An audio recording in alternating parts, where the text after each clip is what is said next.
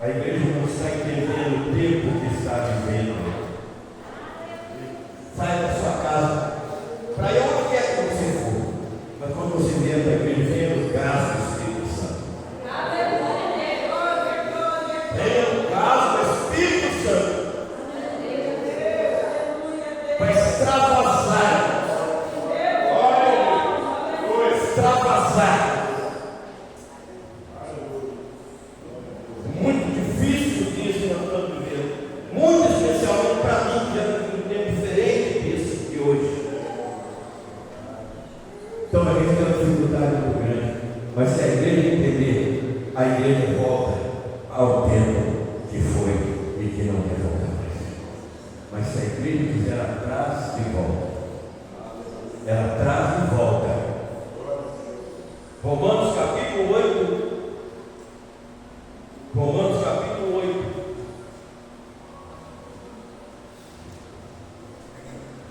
Hoje a igreja dá muito tempo para muita coisa.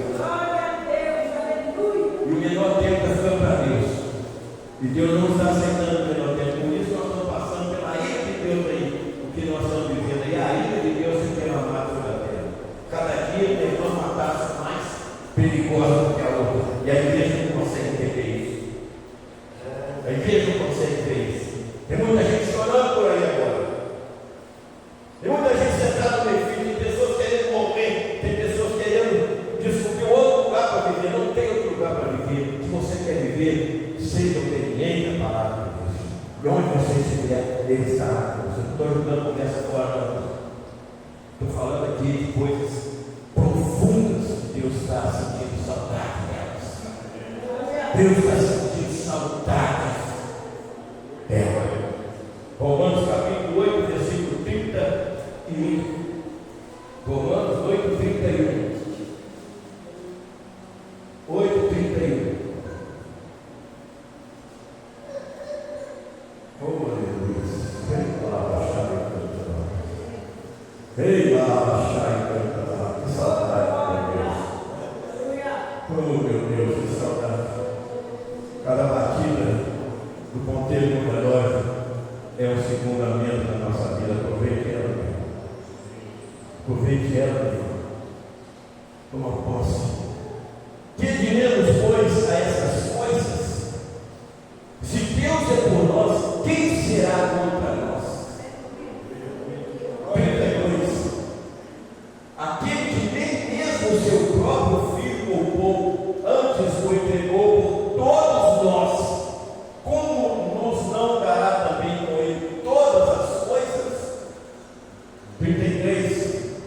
Quem intentará acusação contra os escolhidos de Deus? É Deus quem os justifica. 34. Quem é que condena?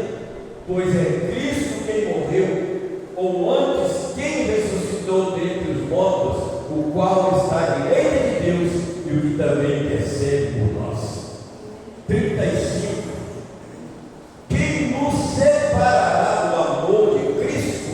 A tribulação, ou a angústia, ou a perseguição, ou a fome, ou a nudez, ou o perigo, ou a espada? 36.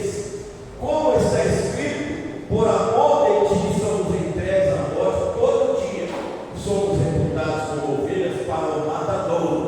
37. Leia todos vocês comigo esse versículo. Mas em todas estas coisas somos mais que vencedores por aquele que nos amou.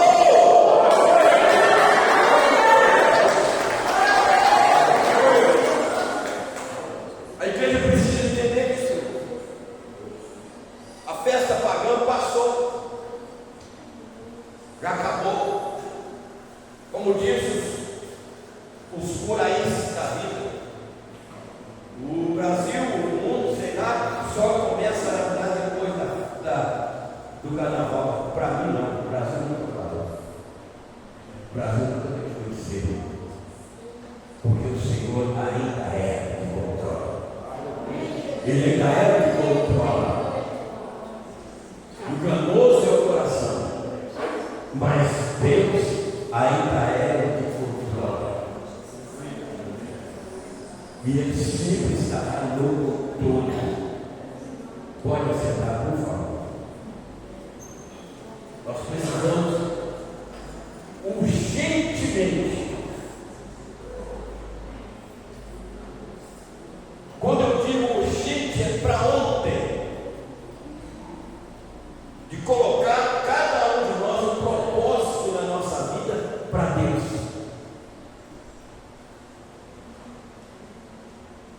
Porque muitas vezes Deus faz a pergunta e nós não respondemos.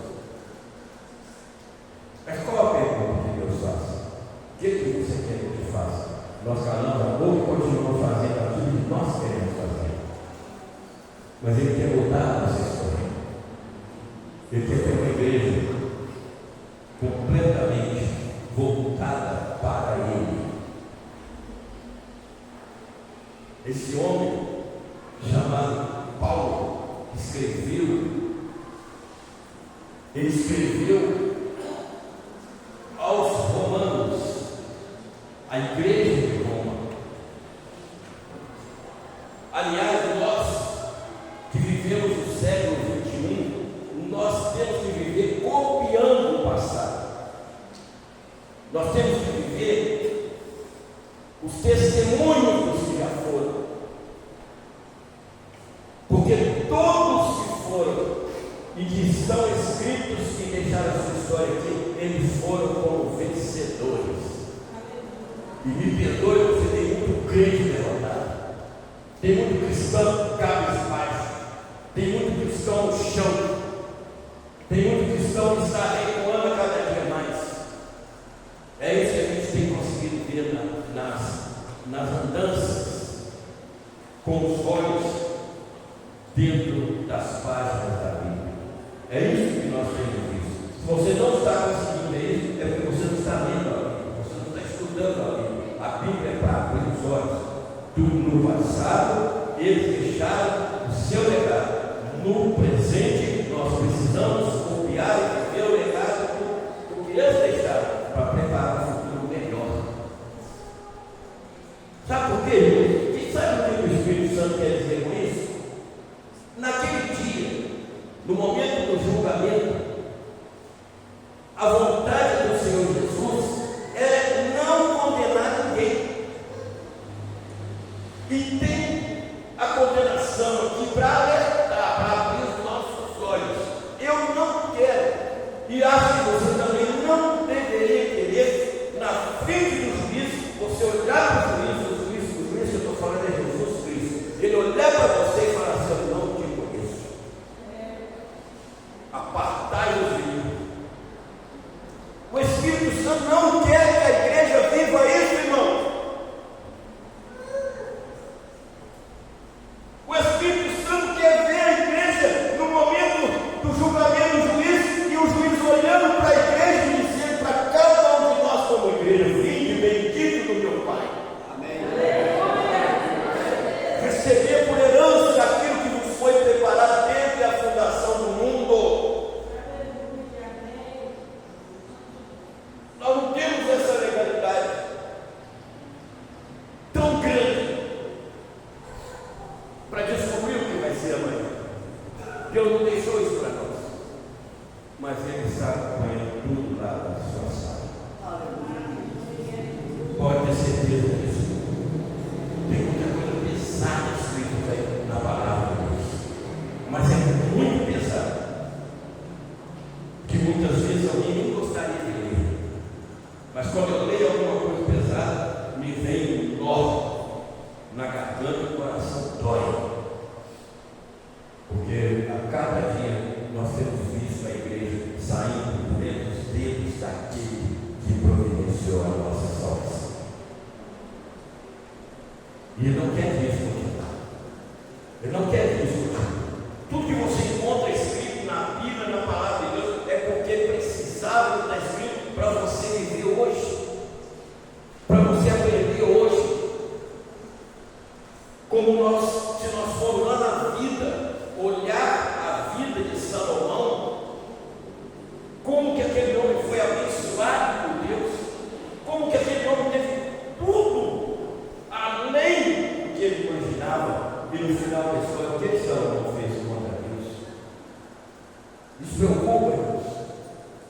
me preocupa muito.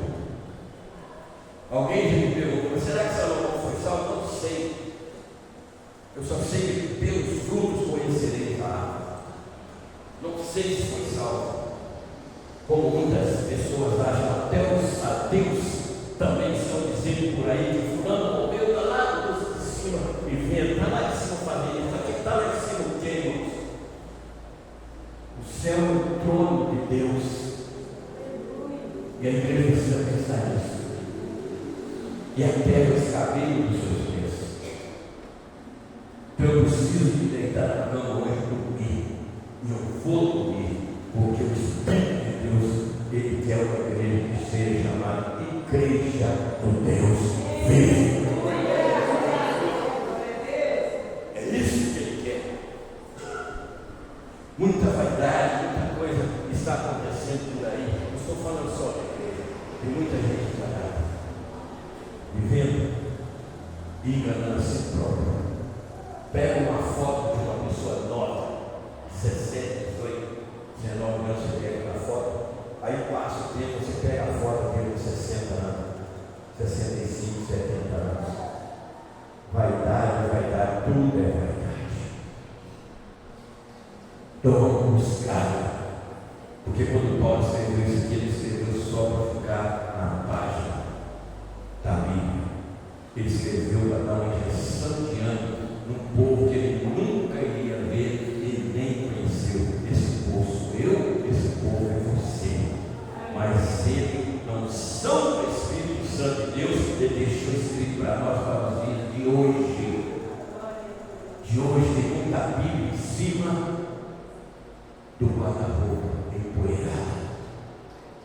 Tem muita Bíblia dentro das gavetas dos móveis fechada. Tem muita Bíblia nova que as páginas nunca passaram, estão até coladas. E não é isso. A Bíblia não é para isso. A palavra de Deus não é para isso. Paulo escreveu e eu vou começar lendo o que ele escreveu. Que diremos, pois, a essas coisas? Eu não sabia o que nós iríamos viver hoje, irmãos. Mas o Espírito Santo, ele adianta, porque ele sabe o que virá. Então ele deixou Paulo escrever para nós hoje. E tudo se resumindo aqui no que nós lemos, que está escrito, eu terminarei essa mensagem agora. E dizer para você: Deus é por nós. Você pode dar glória a Deus aí, igreja? Fala com o teu irmão aí: Deus é por nós. Fala com ele aí: Deus é por nós. Isso é a certeza que nós temos. Agora nós estamos vivendo para isso. Nós estamos vivendo do jeito que Ele nos ensina aqui? Ou você tem vontade de entrar e enfiar a cabeça dentro do buraco, dependendo das circunstâncias, e ficar lá como se fosse uma avestruz?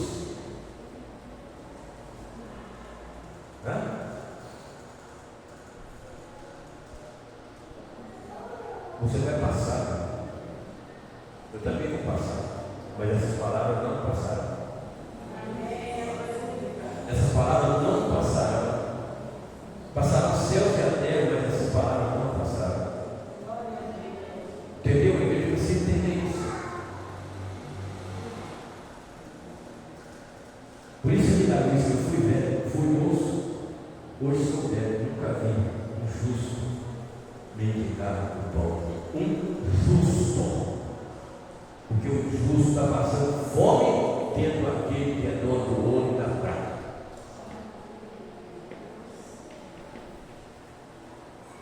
E é hora de abrir os olhos. É hora de acordar. Não sei se você vai, se a Deus que você vê aqui hoje, ou se porventura tem alguém pensando: não deveria ter vindo. Eu não concordo com você. Deus está abrindo os olhos do povo que ele quer levar para o céu. Enquanto há tempo, Ele quer levar para o céu. Ele providenciou, como Paulo foi ungido e usado. Quem diremos, pois, essas coisas? Se Deus é por nós, quem será contra nós? A razão que Não é porque nós somos aquilo que muitas pessoas acham que são, é porque Deus é por ele. Deus é por mim, Deus é por nós. É simples assim para poder entender. E aqui é escrito desse homem é porque ele passou quase todas as provas e saiu vencedor. Então eu passo isso para nós, dizendo assim, outros palavras, se vocês querem vencer, vocês têm que entender que Deus é por vocês. E vocês precisam entender que Deus é favorável, mas Ele não comunga com o que nós achamos que estamos fazendo certo. Ele julga a razão da igreja. Então, continua aqui a leitura. Aquele que nem mesmo o seu próprio filho poupou. Irmão, nós estamos fazendo uma reflexão disso aí. Porque eu não sei quantos milhares, milhões, e bilhões, e trilhões, e 4 trilhões que já passaram por essa terra, mas ninguém fez o que Jesus fez por ela. Então Deus pegou o seu filho, o seu próprio filho, como está escrito aqui, não poupou o seu próprio filho, passou por sofrimento, sofrimento, sofrimento, sofrimento e sofrimento. E alguns domingos atrás eu pregava aqui, quando as últimas palavras desse Filho de Deus, que é Jesus Cristo, o nosso irmão mais velho, é preciso que você saiba que Jesus Cristo é o nosso irmão mais velho. Então, através dessa decisão do próprio Deus de dar seu próprio Filho para viver tudo que nós não conseguiríamos viver, antes entregou por todos nós. Qual é o valor da igreja atrás? Qual é o valor que nós temos dado por esse sofrimento? Como é que ele olha lá do seu trono para a igreja que hoje na terra? Como é que ele vê individualmente a igreja? Como é? Qual é a razão? Qual é a conclusão que ele tira disso? Gostaria ele de olhar assim, a Trindade dele, Jesus, Pai e o Filho e o Espírito Santo, olhando para essa Trindade e dizendo um para o outro, valeu a pena. Irmãos, quando você pega a Bíblia e vê isso, ele diz: Deus se arrependeu de ter feito o homem. Isso para nós não suportar, nós precisamos mudar essa história e Deus olhar para você e ficar alegre de ter feito você na terra, para a honra e glória dele e adoração dele. Você entendeu? Ele olhar para mim, olhar para outros, para todos que estão por aí e ficar assim com a cabeça assim, alegre, feliz de ter dado essa oportunidade, mas eu vejo Deus fazendo isso. Isso significa que não é possível que o meu povo está fazendo o que não deveria fazer.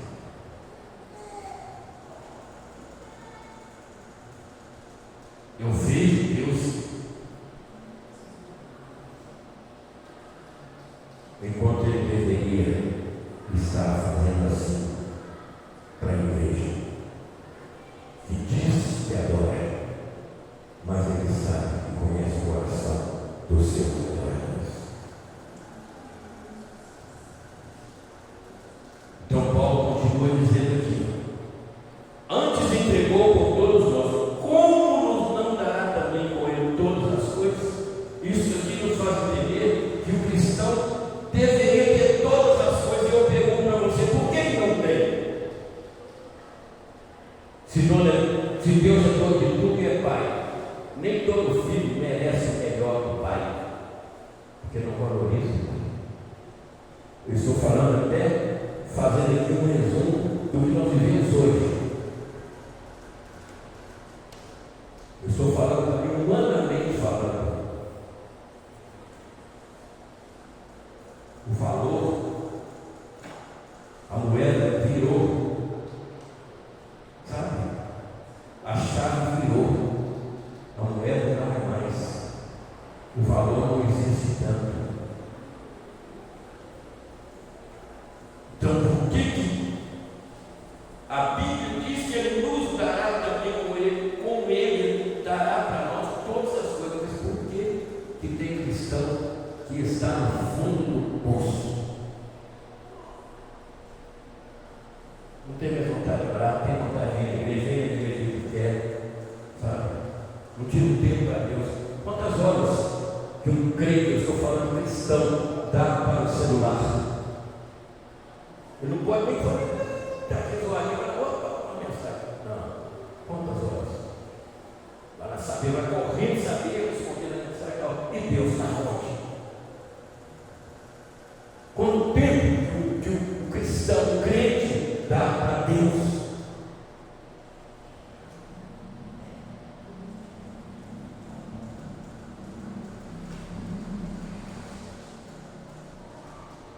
O que é que o cristão sente quando ele pega aqui o pão e o suco de uva representando o corpo, a carne e o sangue de Jesus? O que é que passa na cabeça de um crente quando ele vê uma cruz vazia? O que ele pensa da vida? Pelo menos eu deveria pensar assim: eu fui comprado por um preço muito alto. E esse preço foi o sangue de Jesus para nós.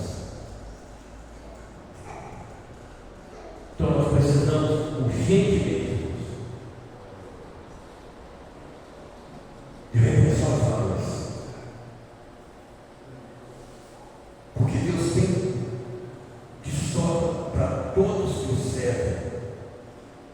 Mas só que a igreja não está sabendo tirar proveito do que Deus tem para distribuir. O crente não está sabendo se conduzir. Mas pastor, eu estou aprendendo assim, está só deve ser santo. Eu não sou santo, mas eu tenho consolo e conforto que vou passar para vocês. Quando a Bíblia diz, Deus conhece o coração. E eu posso pensar ou pensar em você. Você pode pensar ou pensar em mim, mas Deus conhece o nosso coração. O importante é você ter um coração que Ele conhece. E que oxalá pudesse Ele dizer, como Ele disse para Satanás, falando de Jó: ele é íntegro, ele é reto, esse desvio do mal e é temente a mim. Pelo menos. Aí eu queria ter uma pergunta: será que Deus pode fazer um teste desse com a igreja dele hoje?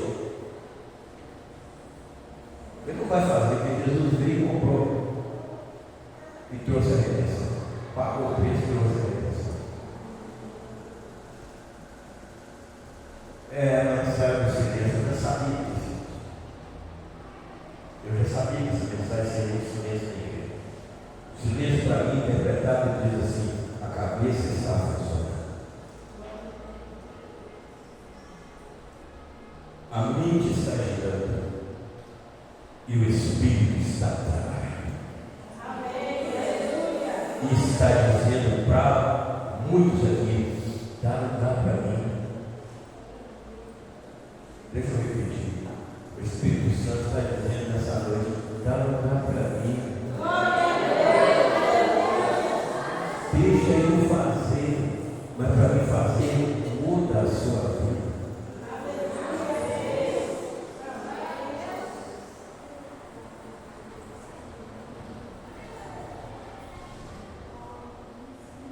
Quando nós aceitamos Jesus, nós demonstramos uma inteligência muito grande para Deus. Quando nós aceitamos Jesus, nós aceitamos também qualquer desafio que venha sobre a nossa vida, mesmo sem ter informação. Quando eu aceitei Jesus, eu não sabia que era tanta luta, tanta prova, tantas situações que poderiam surgir na minha vida, mas eu aceitei sem saber e sabendo. Porque quando você vai submetendo a palavra de Deus, você vai sabendo. E você vai aprendendo. E você vai conhecendo as promessas. E você pega um exemplo daquele ladrão, ele falou: Senhor, lembra-se de mim quando entrar no paraíso.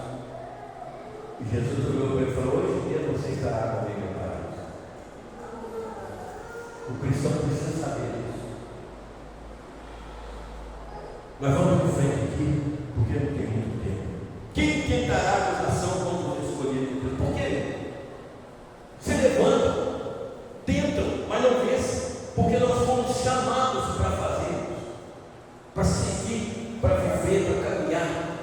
Depois do chamado, a peneira vai peneirando, e muitos caem fora da peneira, mas os que ficam dentro da peneira são escolhidos.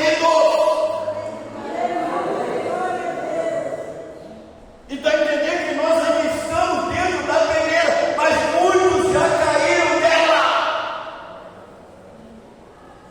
Porque não concordo com isso, não concordo com aquilo, não concordo com isso, não concordo com aquilo, não concordo com isso, não concordo com aquilo. Quem morreu para nos salvar? Jesus. Então ele nos defende, mas, aliás, ele foi levado como réu. Eu pergunto para a igreja: você conhece outro réu que virou rei?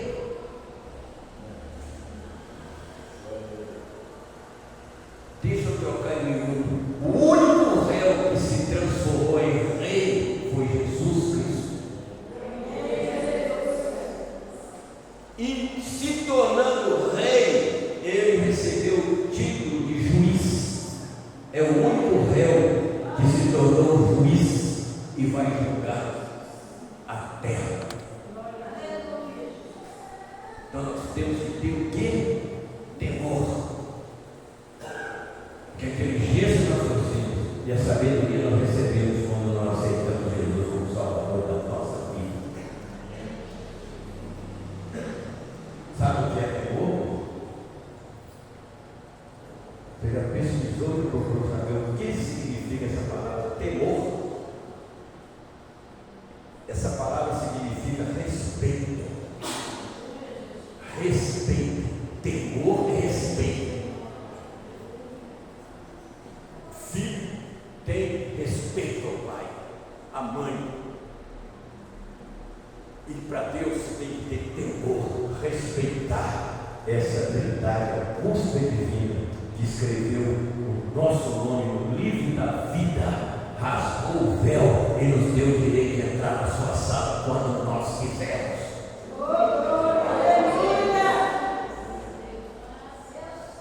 Entendeu? Mas tem que tocar.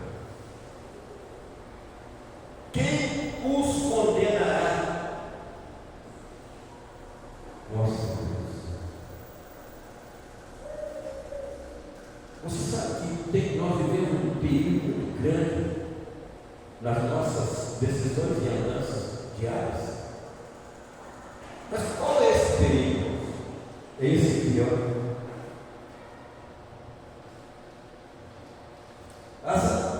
Quando você acha uma passagem na Bíblia que é uma alerta, você deve se abraçar a ela, se ater a ela. E o perigo grande que nós sofremos, sabe qual é? Quando Jesus revelou com as suas próprias palavras: não julgueis para que não sejais julgados. Então, às vezes, a gente julga. E eu, como é que eu estou? Irmãos, cuidado com isso. É muito perigoso.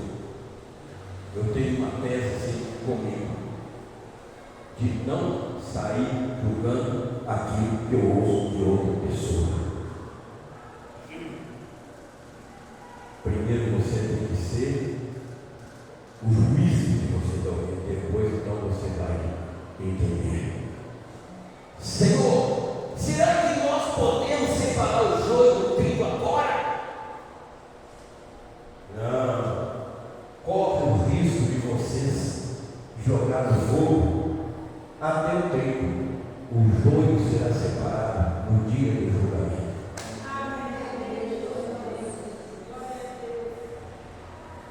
E às vezes a gente perde muito, muita coisa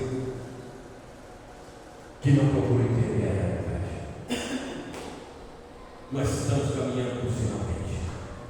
Quem nos condenará? Ninguém. Ninguém. Ninguém nos condenará. Porque o homem que poderia ter condenado, ele foi realmente movido pelo Espírito Santo na hora do julgamento, chamava-se Pilatos. Eu não vejo nada nesse homem. Faça o que vocês quiserem com ele. Me traz uma bacia, eu vou lavar minhas mãos, porque eu não vejo nada nesse homem. Então isso é exemplo para nós. Vivemos e aí a nossa oração vai chegar. Os nossos pedidos serão aceitos e Deus então fará acontecer o que nós estamos vendo aqui, ó. Ele nos dará também todas as coisas. Às vezes nós não recebemos porque nós nos preparamos para receber. Toma cuidado, porque eu tenho o céu e tenho o inferno. E a palavra quer, através de Deus, que ninguém vai para lá. Não tem retorno à vida, meu irmão. O que nós temos hoje, nós nunca faremos. E eu pergunto para a igreja, em alto e bom, já aconteceu com você uma coisa, duas vezes a mesma coisa? Deus não repete nada. Todo dia Deus tem algo diferente. Então prepara para receber o diferente de Deus, mas que seja bom para a sua vida. Que seja bom para a sua vida. Não, ninguém condena porque ele não aceita que pagou, pois Cristo quem morreu, ou antes quem ressuscitou dentre os mortos, o qual está à direita de Deus e também intercede por nós. Levanta sua mão e fala assim: ai de mim se não fosse ele.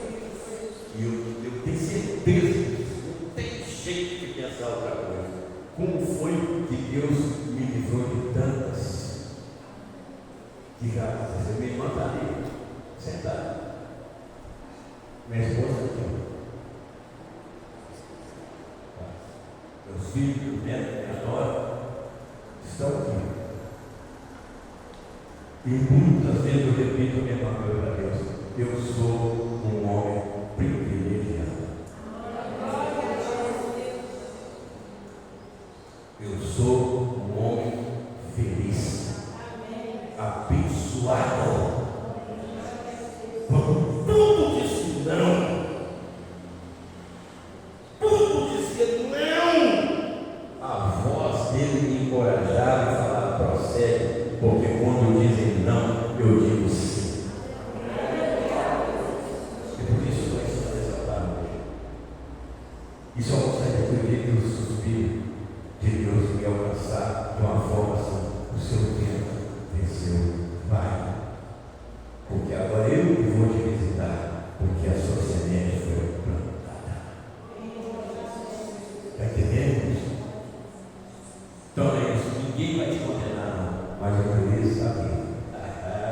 É duro falar isso. Quem condena é quem? Juiz. Quem tem o poder para absolver? O juiz. Ninguém tem poder para nada.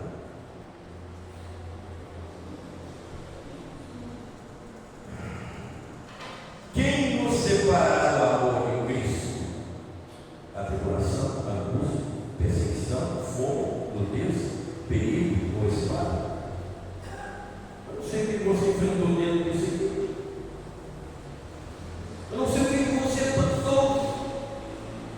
O que aconteceu na sua vida dentro do que está escrito aqui agora. Eu só sei que não podemos deixar nada nos separar. Venha o que vier. Trovejou, relampeou, caiu, granizo. Tudo pode acontecer com você, mas você tem que entender: nada vai me separar do amor de Cristo. Não vou abrir mão. E não vou abrir mão. Diga assim: eu não vou abrir mão.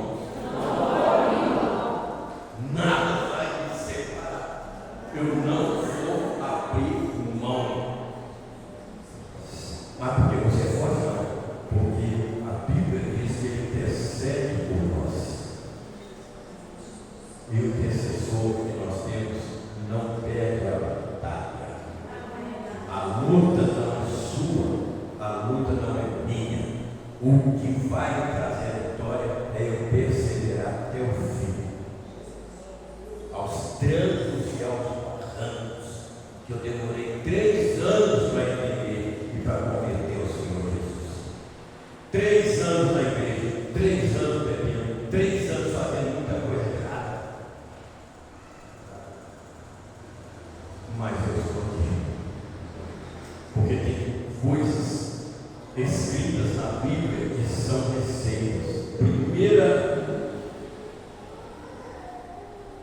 A primeira palavra que eu peguei como receita: não desista, creia somente. Perseverança, segurança, paciência. Isso faz parte da nossa vida. Mas está acontecendo, mas o final é esse aqui, ó. Para terminar. Em todas estas coisas somos mais que vencedores por aquele que nos amou. Fica de pé. Você vai entender. Isso é para a igreja entender que não é hora de desistir. Não é hora de voltar atrás. Não é hora de tomar a decisão errada. Não é hora de largar a rede. É hora de viver a promessa. E uma das promessas é essa: no lugar da sua vergonha, eu vou te honrar.